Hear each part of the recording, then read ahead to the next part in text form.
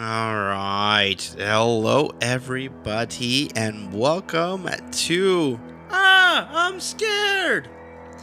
And we are basically at the final end. You know what I loved about this episode? Episode 7 of the Ed Gein story, if you haven't been following. Plus, it's the title of this episode. But what I love about this one is we finally get like a very good perspective of him and what he thought of and kind of things that went through it, maybe all the stuff that he thought in his mind, because we get this opportunity that he has two conversations with people that were that he was very interested in wanting to discuss, right? You had that German lady who did all the bad things to the Jews, and then you have this other person who also is someone famous in the media that he wanted to kind of get in their heads with, right?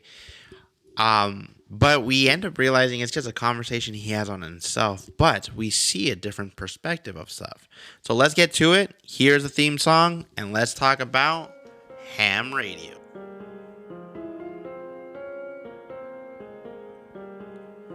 If you are prone to scare easily, avoiding all the scary horror movies, you'll never watch but are intrigued to Geo and Alex watch and review, so you don't have to.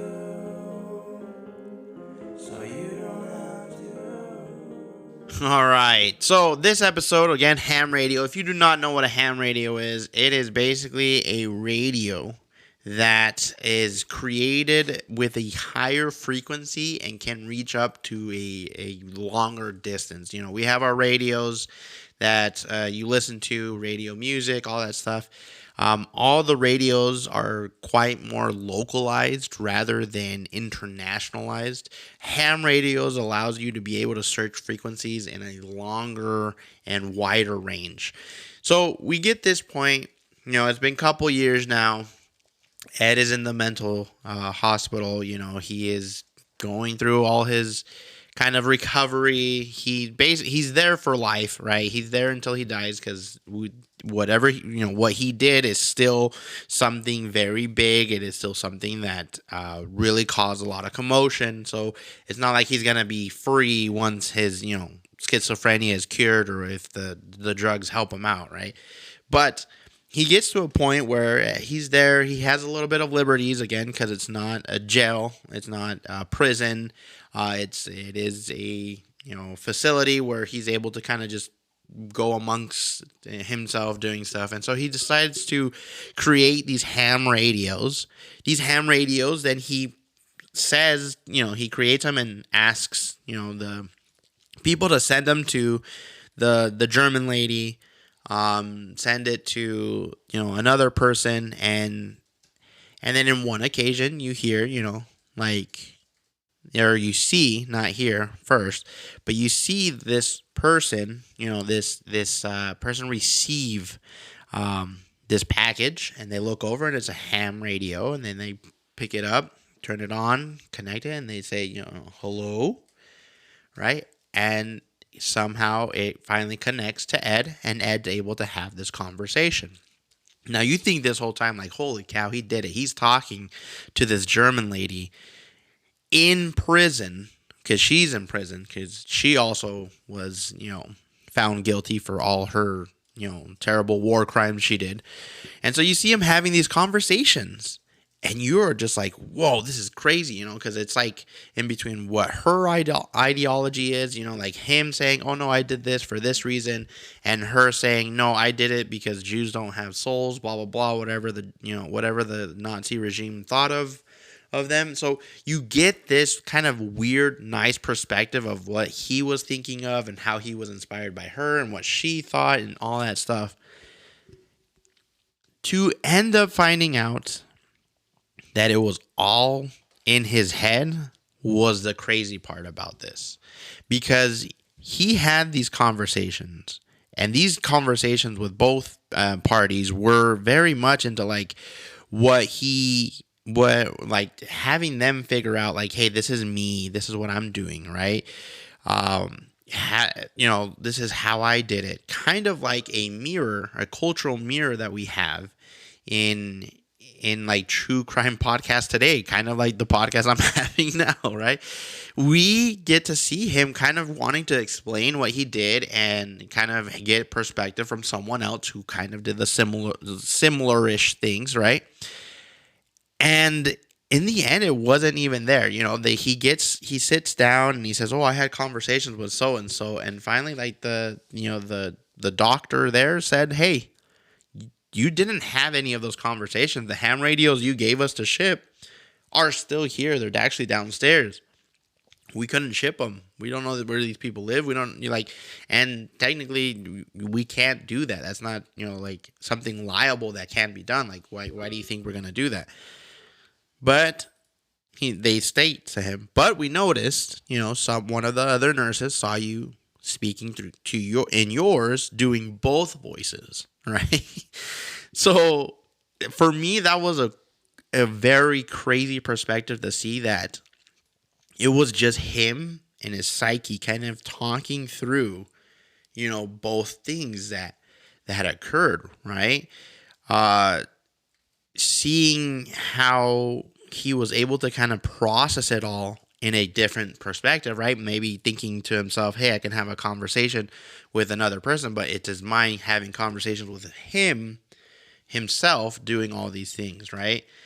That part was the crazy part, because we then look at, kind of like how I said, like this cultural mirror, right? His story finally gets into meeting the cinema, right? Not only did his story inspire all these other people, including Alfred Hitchcock, like I said, and the people who created the Texas Chainsaw Massacre, as well as those who created Silence of the Lambs, which it wasn't about anything about Hannibal Lecter, the one who eats and kills, but it had mainly to do with the killer that they were trying to find, Buffalo Bill, right? So we get all this story, all these perspectives, and then we start hearing a kind of echo into our lives, right? We start seeing that this is what we love of horror films. This is what what we as fans would like to hear, and we get it in a very real way. Because again, he knew what he had done, with part of it. He still doesn't believe that he killed people, but the evidence was very, very much like up front that he couldn't deny it. But he still believed that, him doing the stuff to dead bodies was okay. But we all know it consisted of other things. So that gets us into like the theme of all of this, right? We've gone to seeing what happens, when you come from a dark line all the way down to now. He's kind of just living day by day and trying to maybe make sense of everything. This is the episode where we finally get the doctor to say, "Hey, you talking to yourself, you hearing voices. We've been studying. I've been talking to colleagues. We've been doing all these tests, and we realize that you have something called schizophrenia."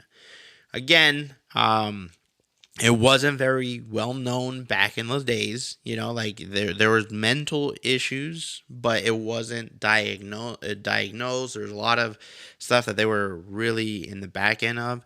So now they find it. And they tell him, "Hey, this is where you go." And he's able to then, they able to find some medication that can at least seize or help a bit in it. And that's where we lead off, where he's finally able, in a way, to say he's finally able to find peace. Because I think, we all deal with our own type of like conscience in our head, right? We don't hear, like, unless you're hearing voices and maybe get it checked, but like, we hear this kind of voice in our back end kind of saying, "Hey, like, don't do this, hey, don't do that." For most Christians, we know it's the Holy Ghost. For others, it could just be like, again, like I said, your conscience kind of telling you, "Hey, don't do that," right? So for him, it wasn't just like a simple like, hey, don't do this, don't do that. It was multiple voices, his mom, everyone else, when he would interact with the bodies that he would build up, they would actually speak to him and stuff like that. So we get to a point that he's finally able to get that sense of, one, he's able to transmit what he did and his mentality via this radio, right? And two, he's finally able to find peace. You see him in one moment. They give him, like they start giving him his medication. He takes it, drinks water, and feels like this calm, right? And I believe that's where I think I liked that we got to it, because I think if this were a different day and age, were it like now, right? One, he would have been caught probably a lot sooner. But two, the tendencies and the outbreaks of his schizophrenia would have been caught sooner as well, and people, they would have been able to intervene in a system, right? Like if it were in these days.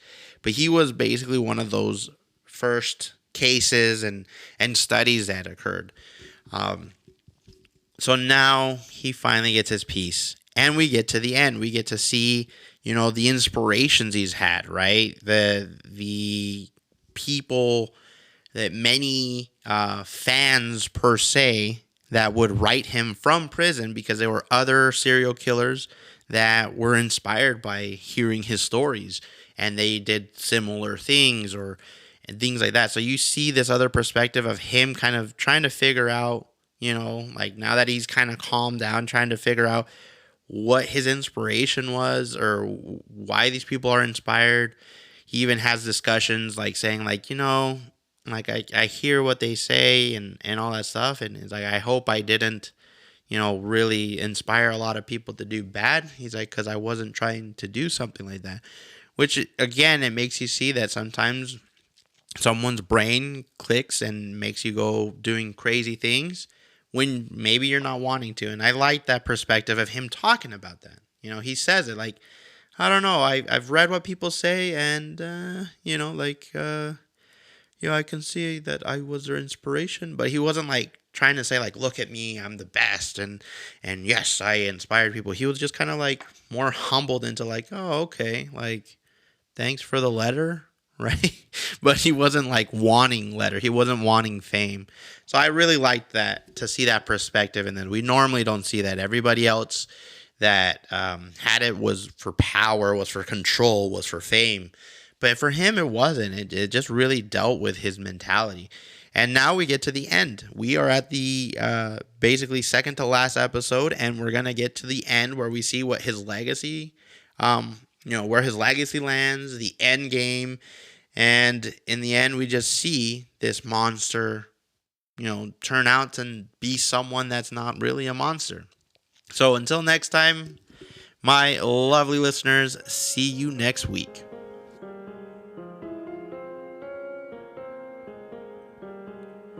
If you are prone to scare easily, avoiding all the scary horror movies, you'll never watch but are intrigued to. Geo and Alex watch and review, so you don't have